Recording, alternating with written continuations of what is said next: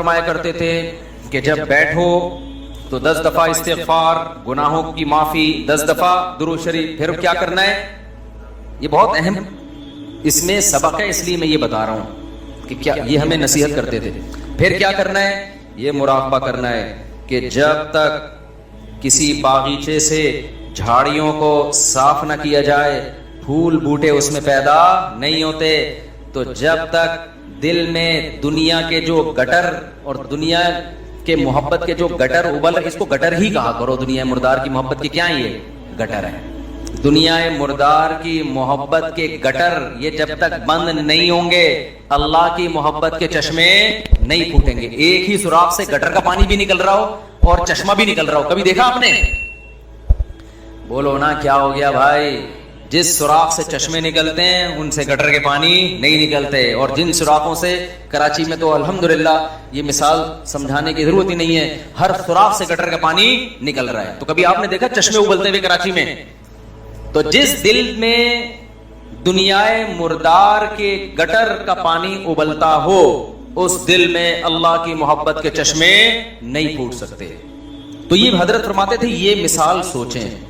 کیوں سوچیں؟ آگے بتا رہا ہوں میں. پھر ایک اور مثال سوچیں، اور یہ ہمارے سب اکابر بتاتے رہے ہیں، صرف ہمارے حضرت کی بات نہیں ہے. دوسری کیا مثال؟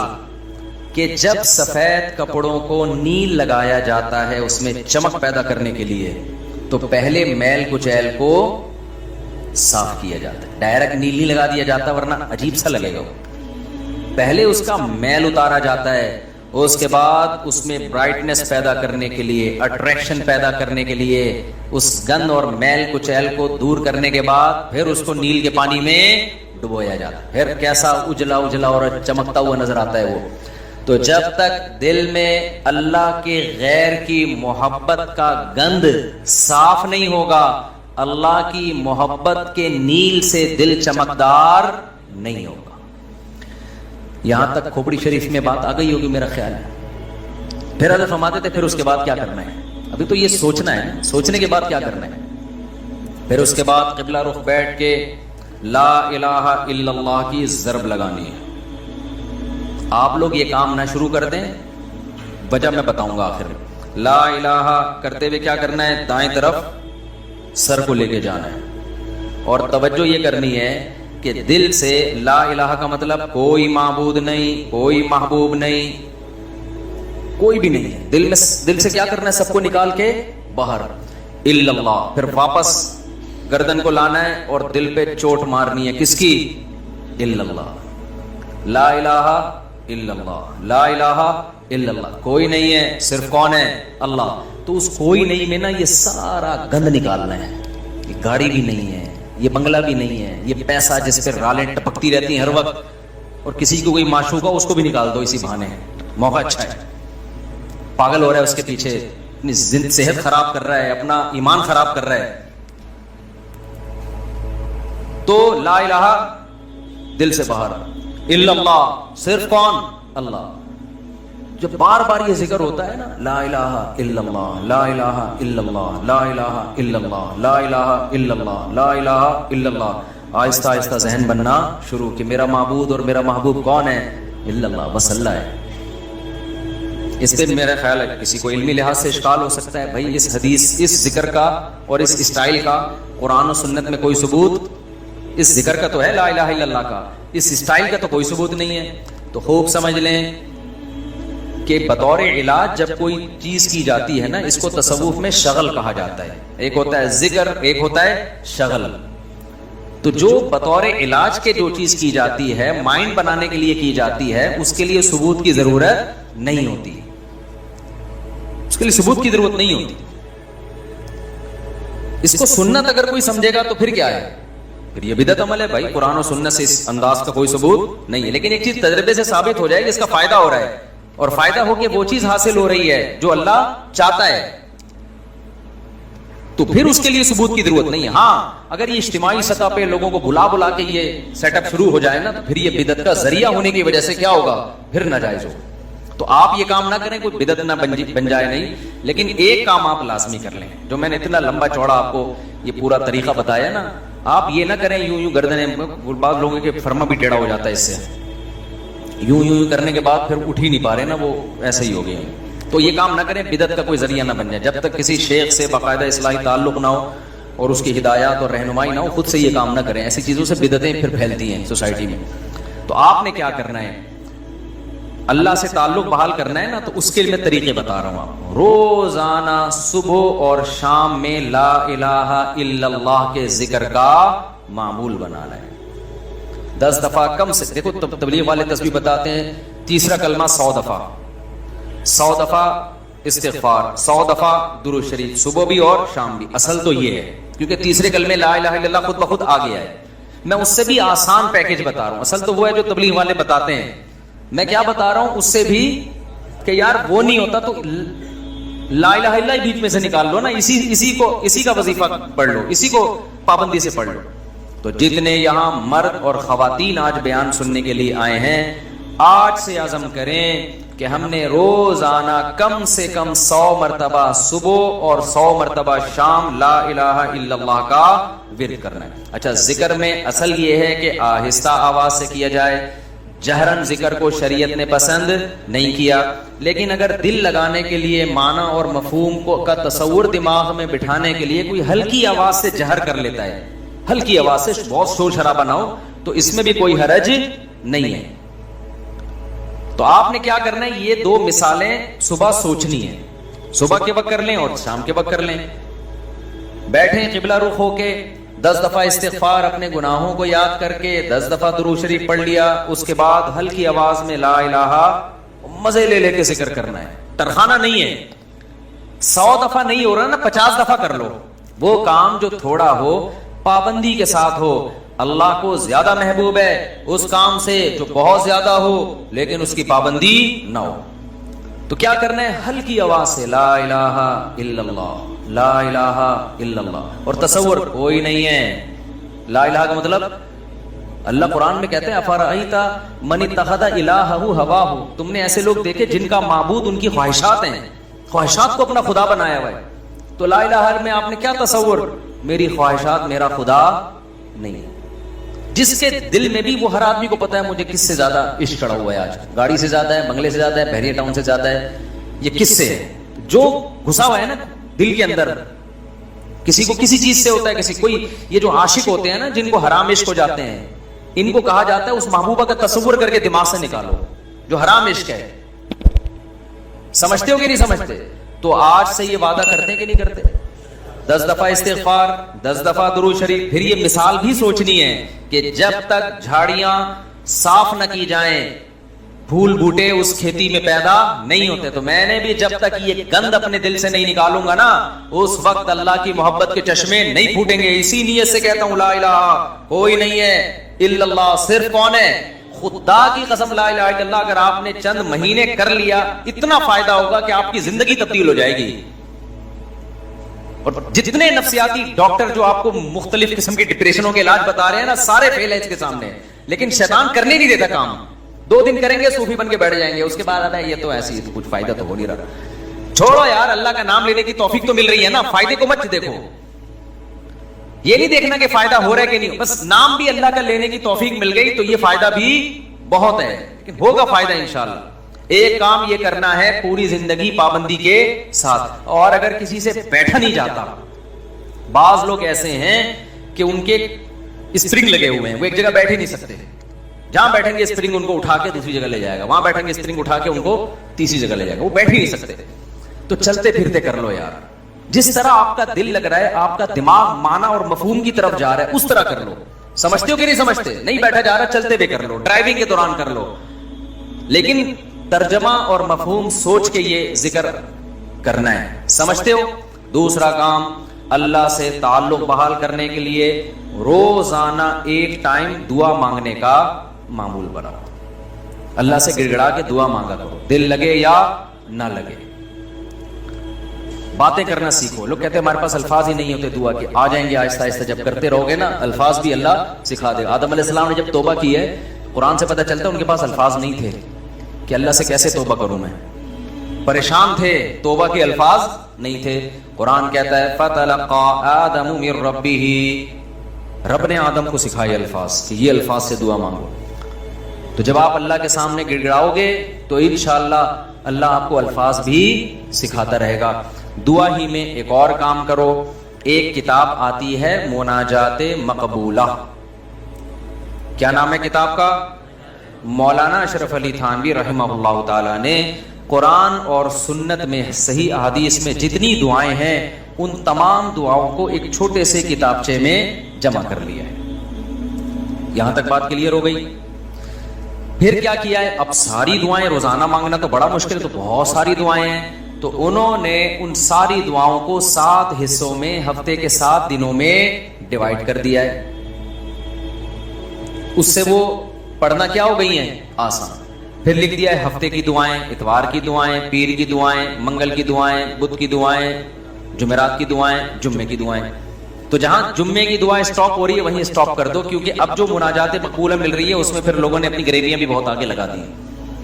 تو آپ نے یہاں میرا خیال ہے میں نے ساتھیوں سے کہا تھا رکھوائیں مناجات مقبولہ. یہ کوئی بزنس نہیں ہے، پتہ چلا مجھے صاحب منجن بیچنے کی کتابیں بیچ بغیر پروفٹ کے یہاں میرا خیال ہے مل جائیں گے. تو میں نے بولا تھا سب کے لیے لے کر آؤ. بس یہ تو اللہ ان سب کو ہدایت دے. کل سے میں چیخ رہا ہوں کہ لوگ زیادہ ہوں گے، مناجات مقبولہ بہت زیادہ تعداد میں ہونی چاہیے تاکہ سب لوگ خریدیں. جی چلیں آپ یہاں 150 ہوں گے اعتکاف والوں کے لیے، لیکن کسی کو فری پھوکٹ میں نہیں دینا ہے. فری والا کام ہمیشہ اس کا کوئی فائدہ نہیں ہوتا، پیسے خرچ کر کے لینی ہے، کوئی پروفٹ نہیں ہے. باقی لوگ بنوری ٹاؤن سے بھی ملتی ہے، ہر جگہ سے مل جاتی ہے، ٹھیک ہے نا. وہ کتاب خواتین بھی رکھیں، مرد حضرات بھی گھر میں رکھیں. اس سے فائدہ کیا ہوگا؟ ویسے الگ سے بھی دعا ہاتھ اٹھا کے اخپل طریقے سے مانگیں، رٹے رٹے الفاظ نہ ہو، آپ کے اپنے الفاظ ہوں. اور دوسرا اس دعا کو بھی روزانہ پڑھنے کا معمول بنائیں. اس سے فائدہ کیا ہوگا؟ اس میں قرآن و سنت کی جتنی دعائیں، پیغمبروں کی دعائیں ہیں، اللہ نے جو دعائیں ہمیں خود سکھائی ہیں، وہ ساری ایک ہفتے میں آپ مانگ لو گے. تو یہ کوئی کم فضیلت ہے؟ بہت بڑی فضیلت ہے. اور پھر ایک اور خاندانی فائدہ ہوگا، جب آپ وہ پابندی سے پڑھنے کا معمول بناؤ گے نا تو 6-7 مہینے سال کے بعد جا کے وہ ساری دعائیں آپ کو یاد ہونا شروع ہو جائیں. ایک وقت آئے گا آپ کے سینے میں دعاؤں کا بہت بڑا ذخیرہ ہوگا. تو معمول بناؤ گے کہ نہیں بناؤ گے؟ مناجات مقبولہ خریدیں. اس کا یہ مطلب نہیں کہ الگ سے دعائیں نہیں، وہ الگ سے مانگنی ہے. کتنے کام ہو گئے؟ 3 کام. چوتھا کام دعا، وہ تو میں پہلے بتا چکا ہوں، یہ تیسرے کام میں آ گیا. چوتھا کام آپ نے کیا کرنا ہے؟ روزانہ کم سے کم 1 پارے کی تلاوت کرنی ہے. موبائل سے جان چھوٹے گی نا. لوگ کہتے ہیں پھر بھائی سارا دن موبائل میں لگے رہتے ہیں تو موبائل نہیں ہو تو کیا کریں. تو یہ کام کریں گے تو پھر تھوڑا بہت موبائل کے لیے وقت بھی آپ کو مل جائے گا. تو پہلے اپنے آپ کو اچھے کام میں بزی تو کریں نا. تو کیا کرنا ہے؟ روزانہ 1 پارہ قرآن کی تلاوت. اگر آپ اٹک اٹک کے پڑھتے ہیں، 1 پارہ پڑھنا بہت مشکل ہے، تو ٹائم کر لیں کہ میں روزانہ آدھا گھنٹہ قرآن مجید کی تلاوت کروں گا. یہ بھی مشکل لگ رہا ہے تو زیادہ فنٹر بننے کی ضرورت نہیں ہے. آپ کہیں 25 منٹ کروں گا، یہ بھی مشکل لگ رہا ہے تو کوئی بات نہیں، 20 منٹ پہ لے آئیں. یہ بھی مشکل لگ رہا ہے 15 منٹ پہ لے آئیں. یہ بھی مشکل لگ رہا ہے آپ کہنا صرف 10 منٹ میں تلاوت کروں گا. کوئی ٹینشن کی زیادہ کے چکر میں نہ پڑیں. شیطان کیا کہتا ہے؟ تو بہت نیک آدمی، یہ 10 منٹ سے کیا ہوتا ہے؟ سارا مسئلہ یہاں سے خراب ہوتا ہے. آپ 10 منٹ بیٹھ جاؤ قرآن لے کے. وہ 10 منٹ جو پابندی کے ساتھ ہو، اس 2-3 گھنٹے کی تلاوت سے بہتر ہے جس میں 2 دن بہت بڑا ولی اللہ بنا ہوا ہے، اس کے بعد مارکیٹ سے شارٹ ہو گیا. آئی بات سمجھ میں؟ تو روزانہ کیا کرنا ہے؟ تلاوت کا معمول بنانا ہے. کتنے کام ہو گئے؟ 4. 5واں کام کیا کرنا ہے آپ نے؟ دیکھو قرآن میں تہجد کی اتنی زیادہ فضیلت اللہ نے بیان کی ہے نا کہ ایسا لگتا ہے کہ جو جنت میں جائیں گے وہ تہجد تو پڑھتے ہی ہوں گے لازمی. یعنی قرآن سے ایسا لگتا ہے، کہیں بھی ایسا نہیں ہے کہ جنتیوں کی صفت بیان کی اور تہجد کا اس میں تذکرہ نہ ہو. تو ہمت کر کے نا رات کو 2 سے 4 رکعتیں کم از کم پڑھنے کا معمول بنا لو. اور اس 4 اور جو دعا کرو گے نا وہ اسی 4 رکعتوں کے بعد، وہ جو ایک معمول میں نے بتایا نا دعا کا، کیونکہ سب سے زیادہ قبولیت کا وقت کون سا ہے؟ رات کا آخری سے. تو ہماری خواتین کو بھی ان چیزوں کا اہتمام کرنا چاہیے اور ہمارے مردوں کو بھی. آپ دیکھنا انشاءاللہ زندگی میں آہستہ آہستہ زبردست تبدیلی آنا شروع ہوگی، سکون آنا شروع ہوگا گھروں میں، اطمینان. ایک دم سے نہیں ہو جاتا سب کچھ. تھوڑا سا اللہ سے کنیکشن بحال ہونا شروع ہوگا. اور یہ تو ہے یعنی یہ فرائض واجبات کے بعد کی بات کر رہا ہوں. اور دوسرا جو اللہ کے مخلوق کے حقوق ہیں ان میں سب سے بڑا حق یہ ہے کہ مخلوق پہ پیسہ خرچ کیا جائے. انگریزوں والے اخلاق سے کچھ بھی حاصل نہیں ہوتا. لوگ تعریفیں کر دیتے ہیں بہت اچھے. گورا کیا کرتا ہے, مسکراتا بہت ہے, وہ کبھی غصہ نہیں آئے گا اس کے جیب. اچھی بات ہے, یہ کوئی بری چیز نہیں ہے. روکڑا نہیں نکلتا اس کی جیب سے. بات آ رہی ہے سمجھ میں؟ ابے بھائی بس یہ کہہ کے بیان ختم کر رہا ہوں. گورا پتہ ہے کیا ہے, بہت اچھا ہے. کیوں؟ جب آپ سے ملے گا نائس ٹو میٹ یو, آپ سے مل کے مجھے خوشی ہوئی. جب بات کریں گے مسکرا کے, اچھی بات ہے, حدیث میں آتا ہے مسکرا کے بات کرنا صدقہ. کبھی کسی سے لڑیں گے نہیں اور بڑے تمیز سے سب کچھ. روکڑا نہیں نکلتا گورے کی جیب سے. آپ جو دیکھ رہے ہیں بل گیٹس وغیرہ بہت زیادہ پیسہ ان کے پاس ہے, تو یہ جو کر رہے ہوتے ہیں نا, یہ ان کے چونی اٹھنی ہوتی ہے. سمجھتے ہو, یہ جو اتنا ٹرسٹ میں دے رہے ہوتے ہیں یہ ان کی چونی اٹھنی ہیں. تو ٹھنڈی نئی جنریشن کو تو ٹھنڈی کا مطلب ہی نہیں پتا کیا ہوتی ہے. نئی جنریشن جو ہے نا کچھ دنوں میں کہے گی کہ ہمارے ابا نا, ابے تو غریب آدمی, صرف 5,000 کا نوٹ تجھے جیب خرچی میں ملتا ہے, تجھے شرم نہیں آتی؟ یہ 5,000 کی یہ ویلیو ہونے والی ہے تھوڑے دنوں میں. تو خیر, اللہ تعالیٰ نے ہمیں حکم دیا ہے وَفِي أَمْوَالِهِمْ حَقٌّ لِلسَّائِلِ وَالْمَحْرُومِ, ان کے مالوں میں جو ضرورت مند لوگ ہیں ان کا حق ہے. ایسے صدقات و خیرات کیا کرو جیسے گورا ٹائم پہ ٹیکس دیتا ہے. ان کے یہاں ٹیکس کی بڑی ویلیو ہے, اچھا شہری ہے, ٹیکس میں ڈنڈی نہیں مارتا. ہم ٹیکس بھی دیں گے لیکن ہم اپنے رشتہ داروں پہ, غریبوں پہ, ضرورت مندوں پہ ایسے تجوریوں کا منہ کھولیں گے کہ گویا یہ اللہ کی طرف سے ہم پہ ٹیکس ہے. کنجوسی ختم کرو معاشرے میں. زکات دیتے ہوئے جان نکل رہی ہے, حالانکہ کتنی تھوڑی سی زکات ہے یار, کتنی تھوڑی سی زکات. بیٹیوں کے نام ہو رہا ہے زیور تاکہ زکات نہ دینی پڑے. خوشی خوشی دو یار, سال میں ایک دفعہ ایک اسلام کا رکن ادا کرنے کا موقع مل رہا ہے, اس سے بڑھا کے دیا کرو. 2.5% ہے, ہم 5% دیں گے. جی غریبی اللہ بھی تو ہمیں ضرورت سے زیادہ دے رہا ہے کہ نہیں دے رہا؟ جتنا اللہ کے ذمے ہمارا رزق ہے وہ تو 2 روٹی ہے, صبح اور ایک شام, اور بالکل فٹ فاٹ رہتا ہے. لیکن اللہ پراٹھے بھی کھلا رہا ہے. اللہ ہم تختوں پہ بھی سو سکتے ہیں, لیکن اللہ نے سونے کے لیے ہمیں کیا دیے ہوئے ہیں؟ گدے دیے ہوئے ہیں. ہر چیز ہمیں اللہ نے, ایک جوڑا ہمارا گزارے کے لیے کافی ہے جو سطر کو ڈھانپ لے, لیکن پیٹیاں کھولو پوٹلوں کے پوٹلے نکل کے گریں گے نیچے. تو میرے بھائی اللہ کیا ہمیں ترسا ترسا کے دیتا ہے؟ ہماری ضرورت سے کئی گنا زیادہ. تو جب اللہ ہم سے مانگتا ہے تو ہمیں بھی چاہیے اللہ کے لیے اپنے ہاتھ کو کھلا رکھیں. تو جتنے خواتین یہاں بیٹھی بیان سن رہی ہیں, جتنے مرد, ہر مہینے معمول بنائیں, کچھ نہ کچھ اماؤنٹ پابندی سے صدقہ کریں گے, اور اپنے بچوں کو سکھائیں. بچوں کو پتہ ہے آج کل کیا سکھایا جا رہا ہے؟ بیٹا پیسہ پیسہ جو ہے نا, اس پہ کبھی کمپرومائز نہیں کرنا. ہر وقت ان کے سامنے دولت کی باتیں, پیسے کی باتیں, دولت کی باتیں, پیسے کی باتیں, بزنس کی باتیں. لہذا جس بچے کو جاب نہ ملے وہ کھمبے سے لٹک کے مرتا ہے. پھر وہ بچے کو توکل کی باتیں کرو, بیٹا پیسہ ویسا کچھ نہیں ہوتا, ٹھیک ہے اللہ نے ہمیں بہت دیا لیکن یہ سب کچھ نہیں ہے. اصل عمل ہے. اصل کیا ہے؟ عمل ہے. قارون جب اپنے خزانوں کے ساتھ نکلا تو غریبوں نے کہا پیسہ ہی سب کچھ ہے. اہل علم نے کیا کہا؟ بھائی یہ کچھ بھی نہیں ہے, اصل عمل ہے. یہ اہل علم نے کہا نا, قرآن میں کئی بار بتا چکا. تو اپنے بچوں کو سکھاؤ بیٹا پیسے کسی کی دولت دے کے رالے مت ٹپکانا. اصل کیا ہے؟ عمل ہے. صدقہ خیرات, یہ پیسے والا اگر صدقہ خیرات کرتا ہے تو بہت اچھا, نہیں کرتا تو بیٹا یہ پیسہ وبالے جان ہے. تو بچپن سے ان کو عیدیاں دیا کرو, تو ان کو بولا کرو کہ کچھ صدقہ کرو اس میں سے. ہماری حضرت تو فرمایا کرتے تھے جب فقیر کو پیسہ دینا ہو نا, بچے کے ہاتھ سے دلواؤ, تم دے کر آؤ جا کے, تاکہ اس کو پیسہ دینے کی عادت پڑے. اپنے بچوں کے سامنے اپنی بہنوں پہ خرچ کیا کرو, اپنے رشتہ داروں پہ خرچ کیا کرو, تاکہ ان کو بھی بڑے ہو کر عادت پڑے کہ ہم نے بھی کیا کرنا ہے, اپنے بہن بھائیوں پہ خرچ کرنا ہے. ابا مر رہا ہوتا ہے, وصیت کر رہا ہوتا ہے میری بیٹیوں کا خیال کرنا, اگلا بول رہا تھا تو نے کون سا اپنی بہنوں کا خیال کیا کبھی زندگی میں؟ دادا یہی حسرتیں لے کے دنیا ہے, ان کی بہنوں کی تو وراثتیں کھا کے بیٹھا ہوا ہے ابا ہمارا, پھوپھیوں کی وراثتیں کھا کے, ہوتا ہے نا ابا نے سارا وہ اسی سے تو چل رہا ہے. تو بھائی دل بڑا کرو گے تو اللہ بھی کیا کرے گا, ہاتھ اپنے بڑے. اور دل کنجوس کرو گے نا, بچا بچا کے گلک لا کے دیے ہوئے بچوں کو کہ گلک میں, میرے اللہ کا بڑا فضل ہے, جب میں بچپن میں گلک رکھتا تھا نا تو مجھ سے 2-4 دن تک چلا ہی نہیں آتا تھا وہ. اس کے بعد لاک مار کے توڑتا تھا, میں جا کلفی کھا, آئس کریم کھا. یار ہم جاتے تھے ٹافیاں کھا رہے ہوتے تھے اور پتہ نہیں کون سی چھالیاں اور سوف, ہم سے ہوا ہی نہیں یہ کام, اللہ نے بچایا ہمیں اس لعنت سے. وہ گلک یار ایک ٹینشن ہے بھائی, مجھے کلفی کھانے کا بھی دل چل رہا ہے, دل چاہ رہا ہے, اور پیسے میں چمنی کس میں ڈال رہا ہوں, گلک میں.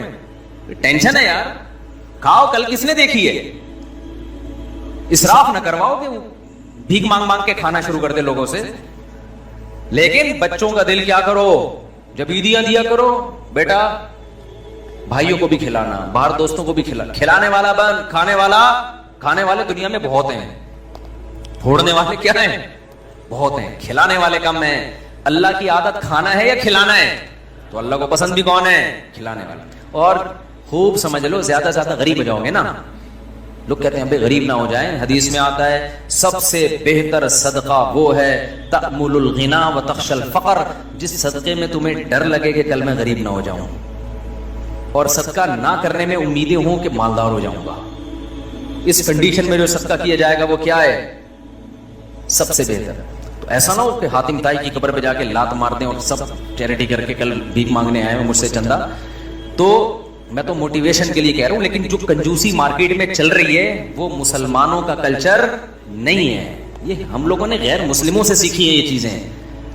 نہ وہ تو بیوی پہ خرچ کر رہے ہیں, نہ وہ اولاد پہ خرچ کر رہے ہیں. وہ تو 2 بچے پیدا کم بخت اس لیے کر رہے ہیں 2 سے زیادہ نہ ہو کہ خرچ نہ کرنا پڑ جائے ان کے اوپر.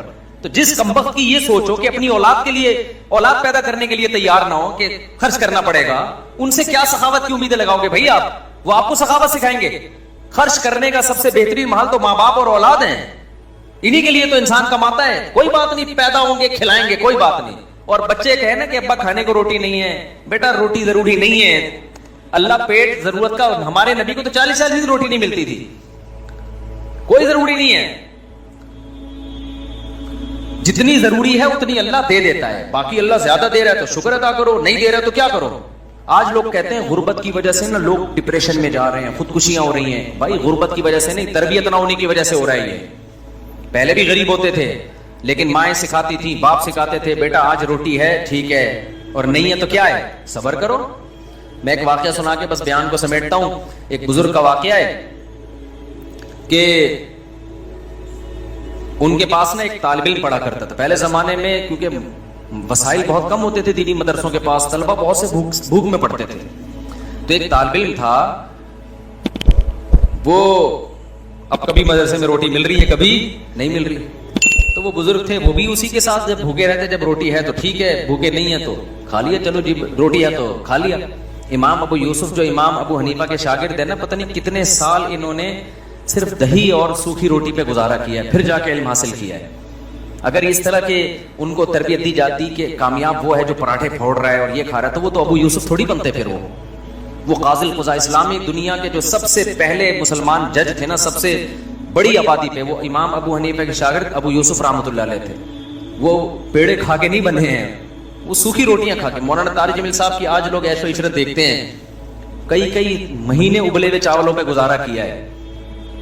تو وہ جو بزرگ تھے نا, ان کے شاگرد نے کیا کہا, جب کھانا ہوتا نا تو وہ کھلا دیتے, جب کھانا نہیں ہوتا تو وہ بزرگ کہتے کہ بیٹا آج ہم اللہ کے مہمان ہیں, آج ہم کیا ہیں, آج اللہ کھلائے گا. مطلب ہے کہ کوئی کھانے کا انتظام اللہ کھلائے گا, کہ یہ مطلب ہوتا ہے کہ کوئی انتظام, بس اللہ تسلیاں دے گا, یعنی صبر کی توفیق دے.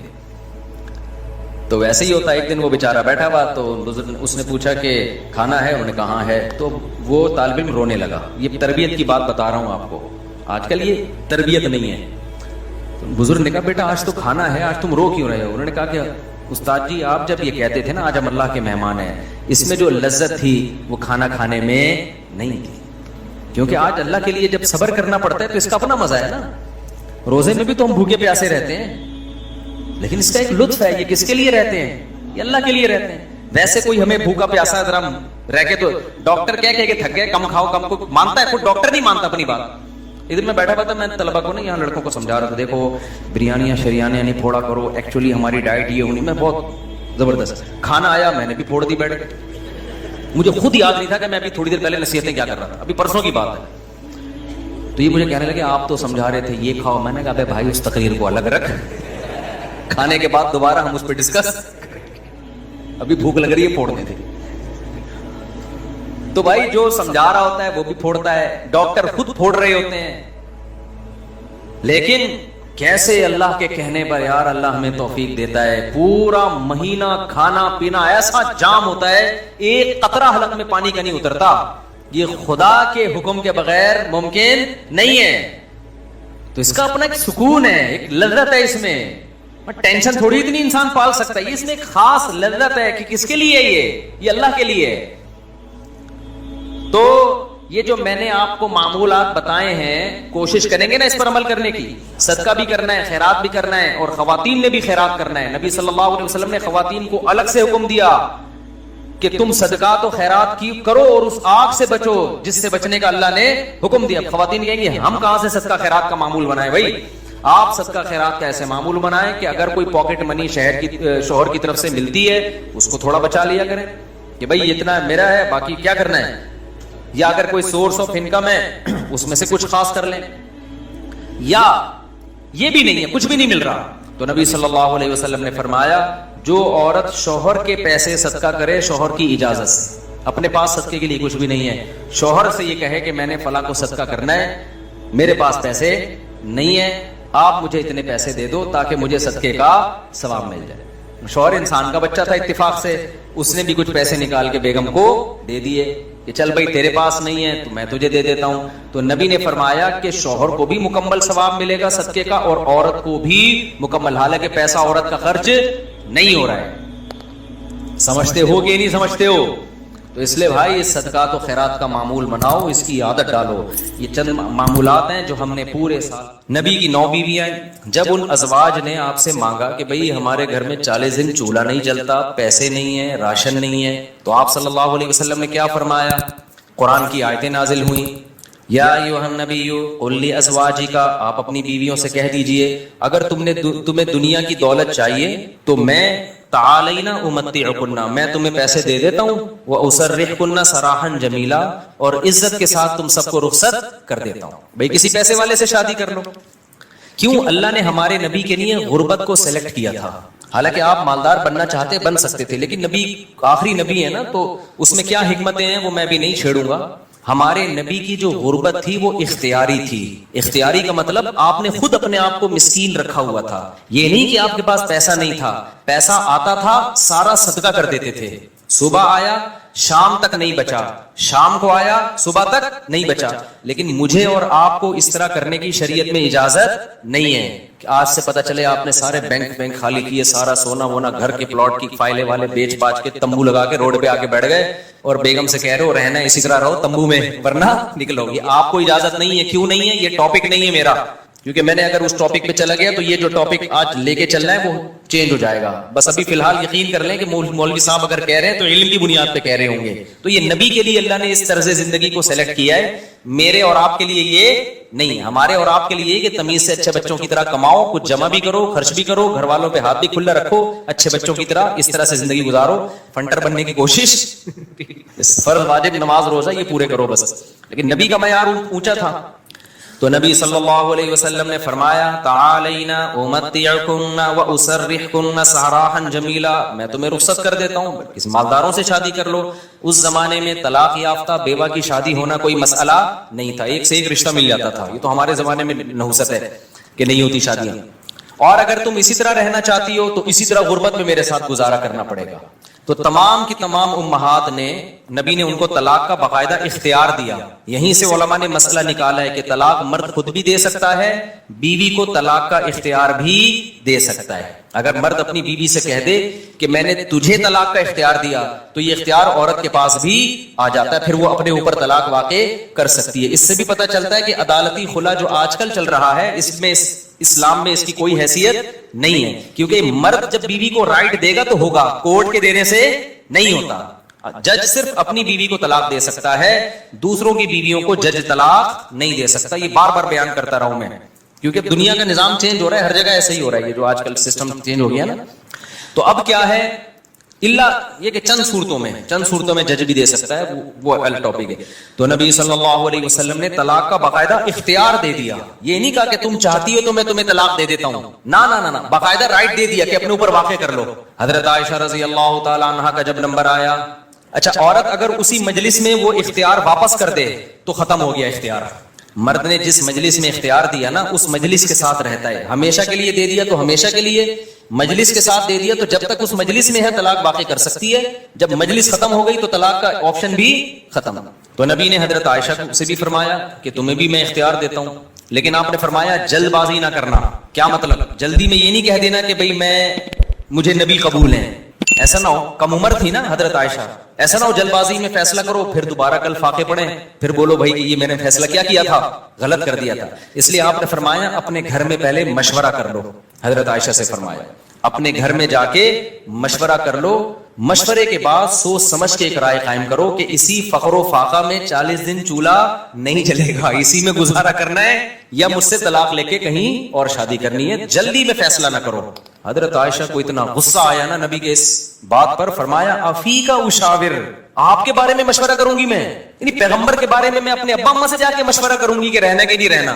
مطلب کوئی مشورہ نہیں کرنا, رہنا ہے. یہ جو غیر مسلم طنز کرتے ہیں نا کہ پیغمبر نے شادی کی اتنی کم عمر میں, اتنی بڑی عمر میں ایک 9 عمر لڑکی سے, تو اس 9 عمر لڑکی کو طلاق کا اختیار دیا جا رہا ہے اور وہ کہہ رہی ہے کہ آپ کے بارے میں نے کسی سے مشورہ نہیں کرنا. یہ سوال ہی غلط ہے. افی کا اشاور, یہ کیسے ہو سکتا ہے؟ آپ جیسا شوہر مجھے کہاں ملے گا؟ کوئی مشورہ نہیں, آپ کے ساتھ ہی رہنا ہے. تو یہ غیر مسلم جو اعتراض کرتے ہیں نا نبی پر, یہ مدعی سست اور گواہ چست, جس کے حق کی بات کر رہے ہیں حضرت عائشہ کی کہ معاذ اللہ ان کے ساتھ ظلم ہو گیا کہ کم عمر میں اتنی بڑی عمر سے شادی کرا دی ان کی. اس کم عمر کو تو یہ احساس نہیں ہو رہا, ان کو تو یہ ہو رہا ہے کہ اس سے اچھا رشتہ میرے لیے اس کائنات میں کوئی نہیں ہے. ہندو اور عیسائی کو اعتراض ہو رہا ہے کہ بچی پہ کیا ہو گیا؟ ظلم ہو گیا. اس کو کہتے ہیں مدعی سست اور گواہ بولو چست. جیسے کہ آپ لوگ بالکل بھی چست لگ نہیں رہے ہو مجھے اس وقت تراویح کی وجہ سے. تو یہ خود ہمارے پیغمبر کی ایک بہترین سیرت ہے کہ اتنی عمر میں ہو کے ایک کم عمر سے 9 عمر سے نکاح کیا, اور کھلانے پلانے کو بھی کچھ نہیں ہے, اور 8 سوکنے بھی ہیں, پھر بھی وہ کہہ رہی ہیں کہ آپ کے بارے میں مشورہ بھی نہیں کرنا میں نے. حالانکہ اب تو زندگی گزار چکی تھی نبی کے ساتھ. اگر وہ شروع میں فیصلہ معاذ اللہ غلط ہو گیا تھا شادی کا, تو اب تو ٹائم گزر چکا تھا نا, اب تو آپ کے پاس آپشن تھا بھائی میں نہیں رہتی. وہ کہہ رہی ہیں آپ کے بارے میں نے مشورہ بھی نہیں کرنا, اور یہ ناممکن ہے. یہ کیسی بات آپ کر رہے ہیں؟ میں آپ کے بارے میں کیسے مشورہ کر سکتی ہوں؟ خدا کی قسم کسی غیر مسلم میں غیرت ہوگی نا, غیرت, بھٹ دھرم اور ضدی نہ ہو. اس بات کو پیغمبر کی نبوت کی دلیل سمجھ کے محمد صلی اللہ علیہ وسلم پر ایمان لے کر آئے گا کہ آپ جیسی پاکیزہ سیرت اور آپ جیسے کامیاب شوہر اس کائنات میں گزرے نہیں ہیں.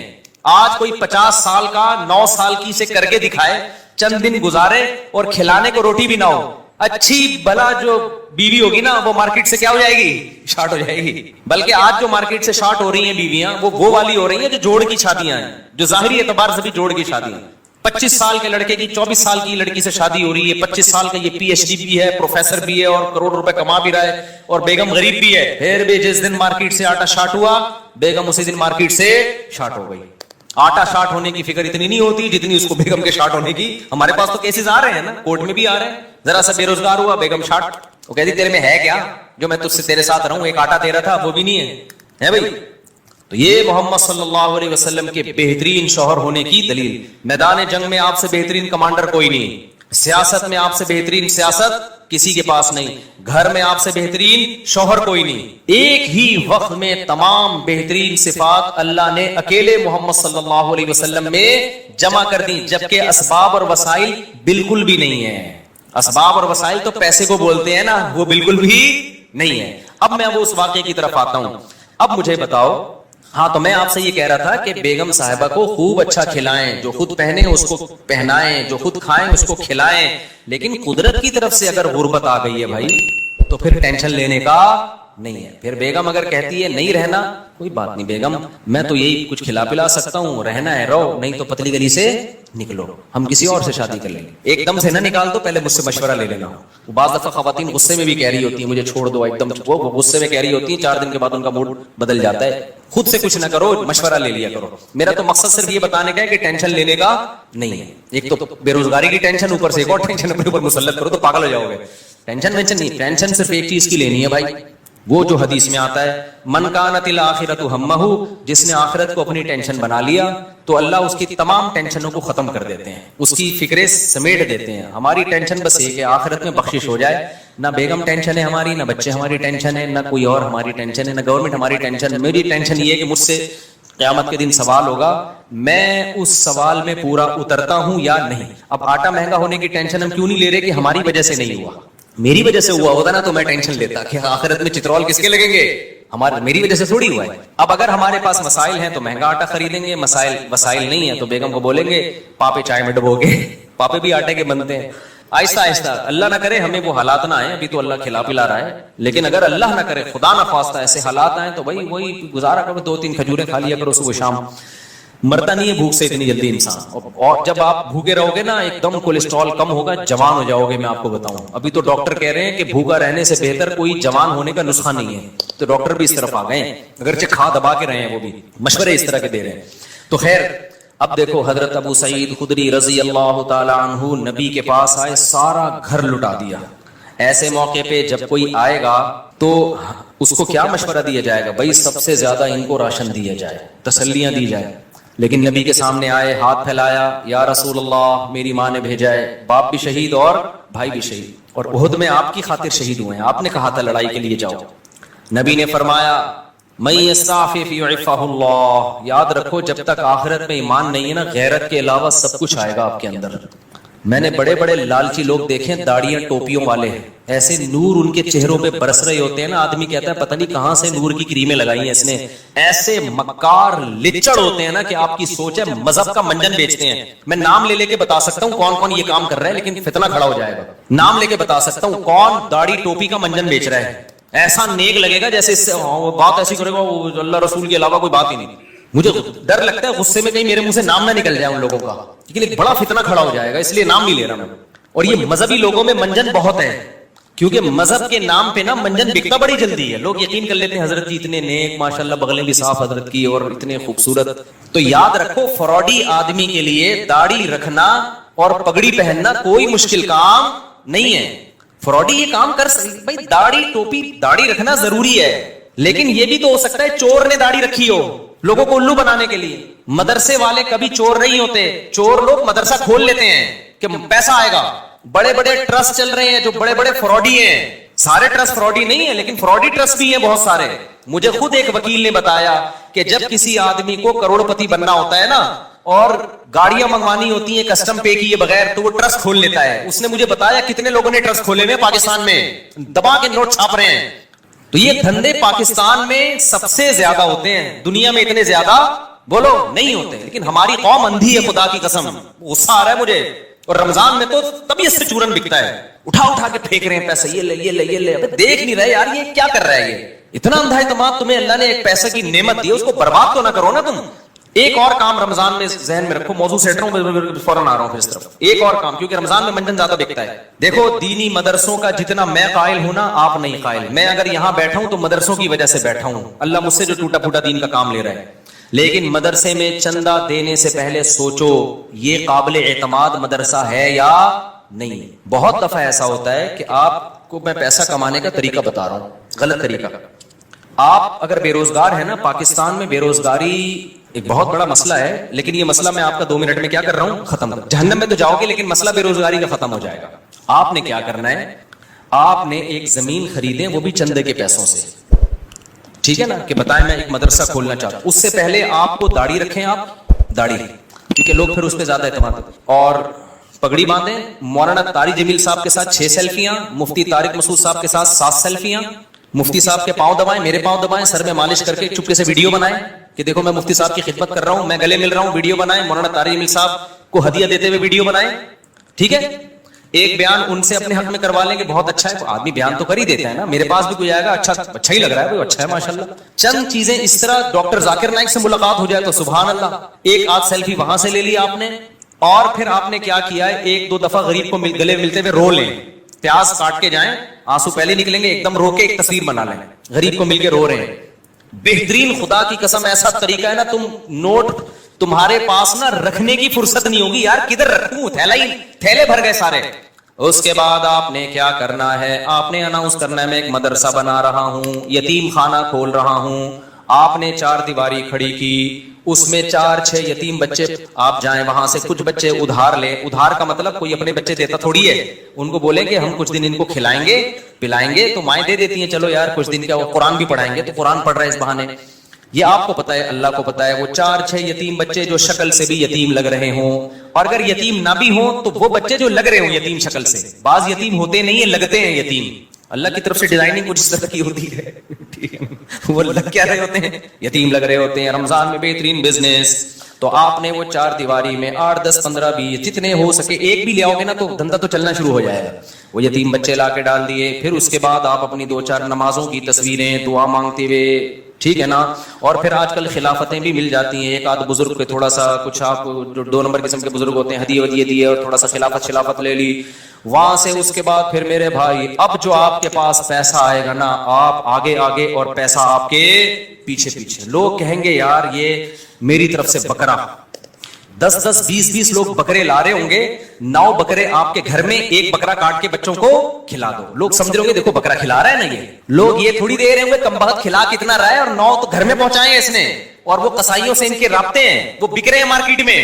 گاڑیاں بڑی بڑی لینڈ کروزر جیسی گاڑیاں, وہ کس کی مدرسے کی گاڑی ہے بھائی, تیرا ابا تو سائیکل بھی نہیں چلاتا تھا, تیرے پاس اتنی بڑی گاڑی کہاں سے آ گئی, تو کون ہوتا ہے مجھ سے پوچھنے والا. وہ یہ جواب دے گا. ایسی لگژری لائف ہوگی نا, ان 6 یتیم بچوں کو ادھار لیا تھا واپس کر کے, اب سچی مچی کا یتیم آنا شروع ہو جائیں گے. جب پتا چلے گا نا یہ لوگ کھانے میں بکرے کھلاتے ہیں, تو پھر تو جو یتیم نہیں بھی ہیں, ابا کہے گا یار اس کو یتیم ہی فرض کر کے میرے بچے کو بھی یہاں داخل کر لے, بلکہ میرے ابا بھی مر گئے تھے, میں بھی یتیم ہی ہوں. ایسا نوٹ چھاپنے کی مشین بنو گے, بنے ہوئے ہیں لوگ, بنے ہوئے ہیں. بڑے بڑے مدرسوں کے نام پہ فراڈ ہو رہا ہے. میں نہیں کہہ رہا مدرسے فراڈی ہوتے ہیں, فراڈی لوگ بھی مدرسہ بناتے ہیں. اب آپ نے یہ نہیں کرنا کہ مدرسوں کو دینا بند کر دیں, اس سے تو اچھے مدرسے بھی بند ہو جائیں گے.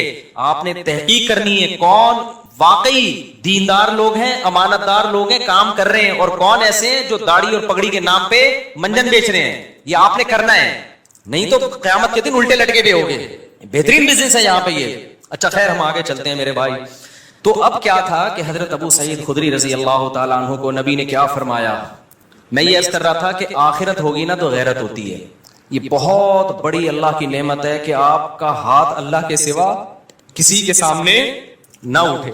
اللہ سے مانگا کرو, یہ اسباب بھی اختیار کرو پیسہ کمانے کے, کیونکہ جو اسباب اختیار نہیں کرتا اللہ اس کی مدد نہیں کرتا. اگر گھر میں پڑے ہوئے ہو, محنت نہیں کر رہے اور کہہ رہے ہو کہ بس اللہ ہی دے گا, تو پھر اللہ آپ کو بھکاری بنائے گا. یہ یاد رکھنا.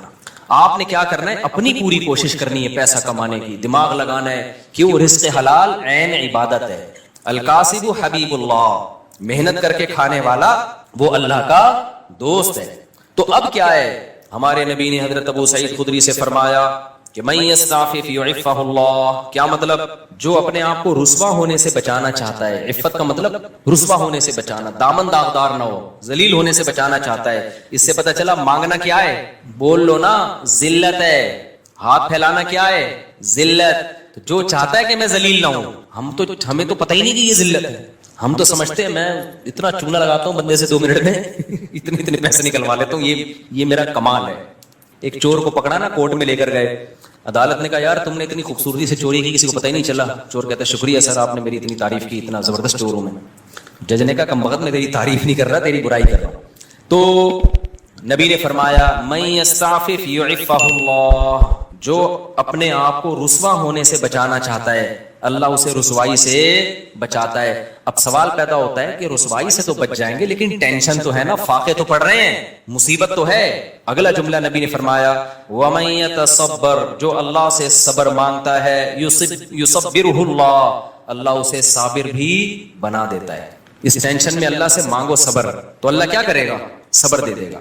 جیسے موسیٰ علیہ السلام کی ماں نے جب حضرت موسیٰ کو صندوق میں رکھا نا بچے کو, تو فرعون نے پکڑ لیا اس بچے کو. اب قرآن کہہ رہا ہے موسیٰ کی ماں دل برداشتہ ہو گئی, میرا بچہ کس کی گود میں چلا گیا ہے, فرعون کی. ماں تو ایک دم ہو جائے گی نا. اگر جا کے بتا دیتی کہ میرا بچہ ہے, فرعون نے فوراً قتل کر دینا تھا اس کو. لیکن عورت جذباتی ہوتی ہے, وہ انجام نہیں دیکھتی, وہ جذبات سے مغلوب ہوتی ہے. لیکن قرآن کہتا ہے وَرَبَطْنَا عَلَىٰ قَلْبِهَا, ہم نے موسیٰ کی ماں کے دل کو باندھ دیا. کیا بلاغت ہے قرآن کی. موسیٰ کی ماں کے دل کو کیا کر دیا, رسیوں سے باندھ دیا, جیسے ہلے نہیں اپنی جگہ سے, دل برداشتہ نہ ہو. یہ قرآن کی بلاغت ہے, یعنی صبر کی توفیق دی. اس صبر کی توفیق کو بیان کرنے کے لیے قرآن کیا کہتا ہے, موسیٰ کی ماں کو کے دل کو ہم نے رسی سے کیا کر دیا, ایسے کس کے باندھ دیا, ہلے نہیں بھائی. جیسے کسی بندہ ہل رہا ہو نا, آپ اسے رسی سے کس کے بالکل بند کر دو, اب وہ گیا, یعنی وہ ہلنا بھی چاہے تو نہیں ہلے. تو تو اس سے پتہ چلتا ہے کہ بعض دفعہ انسان بے صبرا ہو رہا ہوتا ہے، لیکن اللہ کی طرف سے اس کو ایسی توفیق ملتی ہے کہ اللہ اس کے دل کو رسیوں سے باندھ دیتے ہیں، ہلنا نہیں، چپ کر کے تمیز سے بیٹھا رہے، مجھ پر اعتماد اور توکل کر۔ اسی لیے قرآن میں نبی کو اللہ نے فرمایا وما صبرک الا باللہ، اے نبی آپ صبر کریں، لیکن آپ کا صبر اللہ کی توفیق کے بغیر نہیں ہوگا، یہ صبر بھی آپ نے اللہ سے مانگنا ہے۔ تو نبی نے فرمایا جو صبر کرنا چاہتا ہے اللہ اس کو صبر کی توفیق دیتا ہے۔ آج ڈپریشن اس لیے بڑھ رہی ہے کہ صبر کرنا چاہتے ہی نہیں ہے، جو ٹینشن آئی، جو مصیبت آئی، بس نکال دو فوراً جا کے، جو پہلے آ گیا نا وہ پٹتا ہے۔ آپ جب غصے میں بیٹھے ہو تو جو شروع میں آ گیا نا وہ اس کا کیا ہو گیا، بیڑا غرق ہو گیا۔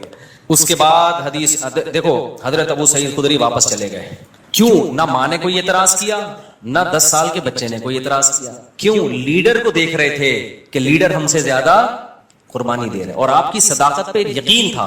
حدیث میں آتا ہے کہ حضرت ابو سعید خدری نے زندگی بھر کسی سے نہیں مانگا، یہاں تک کہ اپنا کوڑا بھی گرتا تھا نا اونٹ سے تو نیچے اتر کے اٹھاتے تھے، وہ کوڑا بھی نہیں مانگتے تھے کسی سے۔ حالانکہ یہ تو ٹھیک ہے کوئی کوڑا دے دو مجھے میرا کوڑا، لیکن نہ بس نہیں تو مطلب نہیں، سب کچھ خود کرنا ہے، اب نہیں مانگنا کسی سے کوڑا۔ وجہ کیا ہے؟ لیڈر کی طرف سے موٹیویشن مل رہی ہے، کیونکہ پتا ہے لیڈر یہ بات بتانے کے پیسے بولو نا نہیں لے رہا، اور دیکھ رہے ہیں کہ ہمارے گھر میں فاقہ ہے تو لیڈر کے گھر میں اس سے زیادہ فاقہ ہے، اس سے زیادہ فاقہ ہے۔ تو اس لیے آپ اگر گھر میں سربراہ ہے نا، بچوں کو انسان کا بچہ بنانا چاہتے ہیں تو پہلے خود انسان کا بچہ بننا پڑے گا۔ یہ میں اصل میں ایکچولی میں یہ کہنا چاہ رہا تھا، جس کے لیے پورا میں نے واقعہ سنا۔ اصل آپ کون سا میدان جنگ میں جا رہے ہو، جہاد میں جا رہے ہو، ماں باپ اور بھائیوں کو کٹوا رہے ہو آپ، تو ایکچولی جو میں بات عرض کرنا چاہ رہا تھا کہ اگر آپ چاہتے ہو کہ آپ کی بیوی انسان کی بچی بن کے رہے تو آپ کو پہلے انسان کا بچہ بننا پڑے گا۔ آپ چاہتے ہو کہ میرے گھر میں اخلاق کا ماحول ہو، تمیز سے بات کیا کریں، تو پہلے آپ کو تمیز سے بات کرنی پڑے گی۔ آپ بیگم سے کہہ رہے ہو تمیز سے بات کرو، اس کا مطلب آپ خود ہی تمیز سے بات نہیں کر رہے، وہ تو آپ کا ایٹیٹیوڈ دیکھ رہی ہے نا۔ باپ گھر میں آ رہا ہے چنگیز خان بن کے چیخ رہا ہے، پھر وہ کہہ رہے سب آرام سے بات کریں، تو کہیں نا باپ تو آرام سے کر نہیں رہے۔ ایک صاحب کو غصے پہ بہت غصہ آتا تھا، ایک صاحب ہمارے جاننے والے تھے، جب کوئی غصہ کرتا ان کو بہت غصہ آتا ہے، غصہ کیوں کر رہا ہے، اسی بات پہ ان کو غصہ آتا تھا۔ ہم کہتے تھے اس کو جتنا غصہ آ رہا ہے نا کسی بات پہ، اور آپ کو اس غصے پہ اس سے زیادہ غصہ آ رہا ہے، تو اس کو غصہ کیسے ٹھیک ہوگا؟ اب آپ کسی کو یہ سمجھا رہے ہو کہ غصہ مت کرو، تو یہ بات آپ کو آرام سے کہنے پڑے گی، غصے سے نہیں، کیونکہ اگر آپ نے غصے سے کہہ دی اس کا مطلب وہ جو کام وہ کر رہے ہیں آپ بھی وہی کر رہے ہو۔ تو مارکیٹ میں جو چل رہا ہے نا وہ بتا رہا ہوں میں آپ کو۔ تو اس لیے میرے بھائی جب بھی کوئی بات ہم نے اپنے بڑوں کو دیکھا ہے کہ ہمیں اگر سخاوت کی ترغیب دی نا انہوں نے کہ خرچ کیا کرو، تو میں نے اپنے بڑوں کو دیکھا انہوں نے ہم سے 20 گنا زیادہ خرچ کیا۔ 20 گنا تو وہ ہے جو ہمیں نظر آ رہا ہے، جو نظر نہیں آ رہا وہ پتہ نہیں کتنا ہوگا۔ ہم نے دیکھا کہ انہوں نے ہمیں کہا کہ عبادت کیا کرو، تو ہم نے دیکھا کہ وہ ہم سے کئی گنا زیادہ عبادت کر رہے ہیں۔ انہوں نے دیکھا اللہ پہ اعتماد اور توکل کیا کرو، ہمیں کہا تو ہم نے دیکھا کہ وہ ہم سے زیادہ اللہ پہ اعتماد اور توکل کر رہے ہیں۔ انہوں نے بولا کہ ہم نے مدرسے میں کوئی انتظام کرنا ہے، چندہ جمع کرو، تو خود اپنی جیب سے سب سے زیادہ چندہ دیا۔ نہیں یاری بات چھوڑو، رہنے تو ایسے ہی ٹھیک ہے۔ تو گھر میں بچوں کو عمل دکھایا کرو۔ آپ اگر اپنے بیٹوں کو سمجھاتے ہو کہ بہنوں کے ساتھ اچھا سلوک کرو، یہ اس زمانے کی بات ہے جب گھر میں بچے بچیاں ہوا کرتے تھے، اب تو ایک آدھ ہوتا ہے تو وہ سارا سیٹ اپ ہی برباد ہو۔ پہلے یہ ہوتا تھا 7-8 بہن بھائی ہیں تو ماں باپ بھائیوں کو حکم دیتے تھے بیٹوں کو بھی بیٹیوں کا بھی خیال کرنا۔ اب تو ٹیاں ہے ہی نہیں، ٹی رہ گئی ہے، بیٹیاں نہیں ہوتی، ایک آدھ بیٹی ہوتی وہ خود ہی اپنا خیال رکھ لے گی، اس کے لیے آپ کو نہ وصیتیں کرنے کی ضرورت نہ تکلف۔ یہ ان لوگوں کی بات کر رہا ہوں جن کے ہاں بچے ہوتے ہیں، خاندان ہوتے ہیں، چاچے مامے خاندان گھر آباد ہوتے ہیں، تو ان کے لیے خصوصی پیکج ابھی میں پیش کر رہا ہوں کہ جب وہ اپنے بیٹوں کو سمجھائیں کہ اپنی بیٹیوں کا خیال کرنا، تو کیا مطلب بھائیوں کو